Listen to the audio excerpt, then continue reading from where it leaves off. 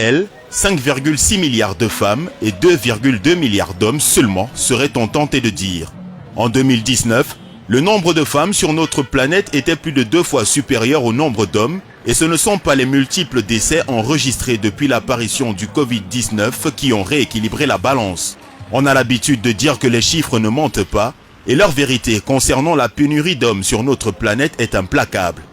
Parmi les 2,2 milliards d'hommes que compte la Terre, 1 milliard d'entre eux sont déjà mariés, et sur le milliard et 200 millions restants, 130 millions sont en prison et 70 millions sont atteints de maladies mentales, toujours selon les chiffres du Programme des Nations Unies pour le développement. Il ne reste donc qu'à peu près 1 milliard d'hommes disponibles pour le mariage. Parmi eux, 50% sont sans emploi, 35% ont plus de 66 ans, 10% sont vos parents, mesdames, 3% sont des prêtres catholiques et 5% sont des homosexuels.